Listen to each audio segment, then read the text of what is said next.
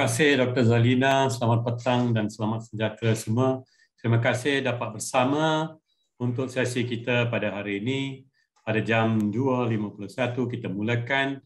Saya tunggu saja slide pertama saya, tapi sebelum itu, sememangnya kita sentiasa sebagai guru, kita ingin nak tanya, how am I doing?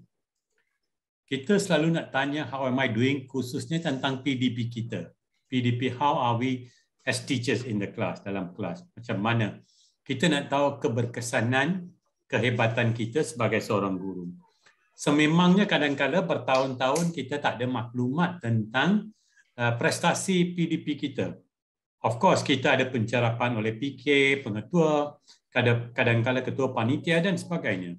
Tapi kita perlukan maklumat yang boleh memperkayakan dan memberi kita maklumat yang terperinci tentang PDP kita dan yang terpentingnya bagaimana nak buat penambahbaikan. Di mana kita perlukan improvement, penambahbaikan. Ini adalah perkara yang penting. Kita tak ada seperti gambar aja. Di situ cikgu duduk, pegang kepala, I don't know whether saya sedang mengajar dengan yang terbaik, ada room for improvement. Yang penting kalau kita beri accurate feedback, maklumat yang tepat. That is the heart of change. Kalau saya dapat maklumat tentang tepat tentang PDP saya tahu di mana saya nak ubah. Umpamanya mungkin cara saya menyoal murid, cara saya memberi syabas kepada murid semasa PDP.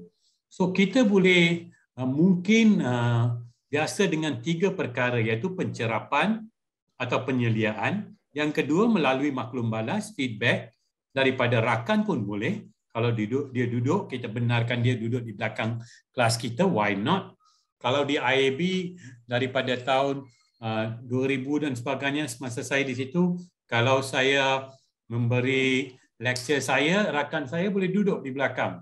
There is nothing that akan hindar dia. Dan kadang-kadang kita mahu rakan kita duduk supaya dia boleh beri maklum balas kepada kita, supaya kita boleh adakan penambahbaikan. That improvement, that accurate feedback is very important.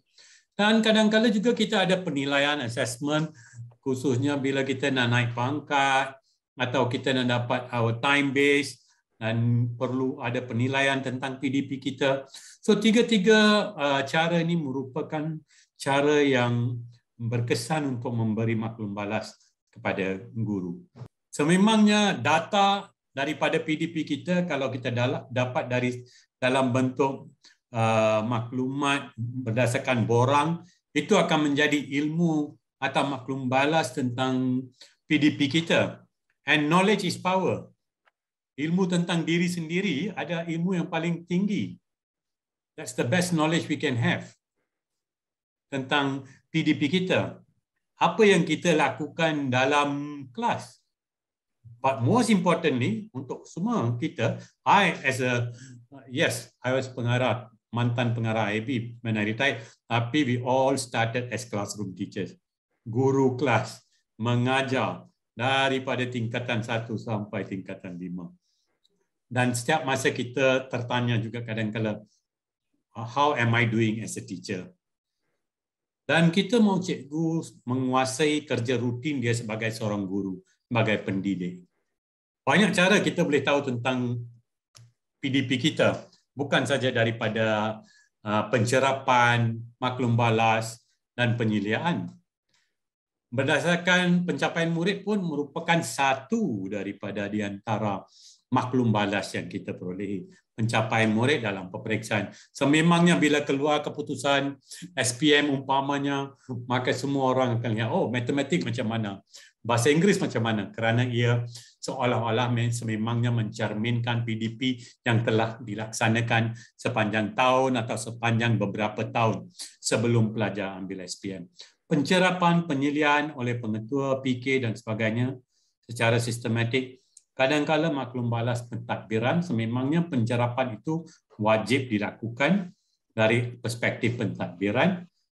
Yang paling patut kita utamakan pada pandangan saya ialah nombor 5 dan 6. Pemerhatian oleh rakan sejawat, of course nombor 3 pun penting, dan juga penilaian kendiri. So, saya nak masuk slide berikutnya adalah mengenai penilaian kendiri yang boleh dibuat kalau kita rakam PDP kita, gunakan handphone. Saya buat perkara ini semasa saya mengajar mengajar di University of Nottingham.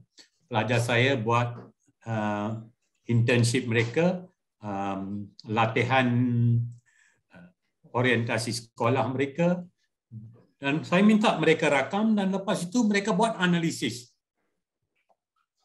Pengajaran PDP sejam dan mereka buat analisis, saya akan terangkan analisis apa yang dibuat. Sememangnya kita boleh buat video pun, tapi video tu melibatkan kamera yang patut dikontrol oleh seseorang. Tetapi kalau rakaman, cikgu ada di depan dan you can letak dalam satu casing ke apa, and you can tape your whole. It's an audio tape yang akan merakam. Dan student saya menggunakan handphone. Ini adalah satu kajian menunjukkan daripada buku Universal Teaching Strategies, you can find tentang perkara ini, bahawa LISAM iaitu Low Inference Self-Assessment Measure of Teaching ini ada satu cara yang efektif dan efisien. Apa sebenarnya diukur setelah kita rakam? Pertama, kita ukur questioning skills. Bagaimana kita menyoal? Apa peringkat soalan yang kita kemukakan kepada pelajar? Dalam sesi 40 minit atau sejam, siapa yang banyak bercakap? Teacher atau student?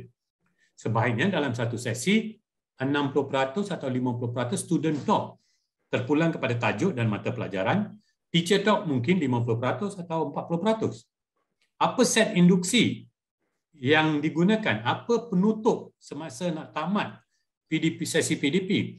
Berapa masa, berapa lama cikgu menunggu, wait time, setelah soalan dikemukakan kepada murid? Yang terbaik ialah 3 hingga 5 saat atau 5 hingga 7 saat. Berapa kalikah cikgu menggunakan praise, memberi syabas kepada murid dia? Jangan terharu, kadang-kadang kita mengajar, jarang kita menggunakan very good, splendid, fantastic, you did a good job. Ada 70 jenis praise yang kita boleh bagi. Dan yang keenam, bukan saja the use of student ideas, murid memberi idea tentang waste management, bagaimana nak mengawal sampah dan sebagainya. Bagaimana cikgu menggunakan idea itu dalam PDP dia umpamanya. Berapa kali cikgu sebut nama pelajar dalam sesi PDP. Dan kalau kita rakam, kita akan dapat jawab semua 6 soalan ini daripada rakaman itu bila kita buat analisis. Ini adalah pengenalan saja untuk hari ini dalam 10 minit ini. Tapi kalau tuan-tuan dan puan-puan berminat untuk mengetahui lebih berkenan dengan perkara ini, dalam slide yang berikutnya, tuan-tuan dan puan-puan boleh Google tentang Low Inference Self-Assessment Measure of Teaching. Dan di situ secara terperinci, tuan-tuan dan puan-puan boleh baca tentang bagaimana kita boleh beri maklum balas atau guru sendiri boleh dapat maklum balas, dan lepas tu dia boleh bandingkan atau dia boleh bincang maklum balas ini dengan penolong kanan, dengan rakan sejawat, dengan sesiapa pun setelah dia buat analisis. Semua ni boleh di-googlekan dan you can get all this information.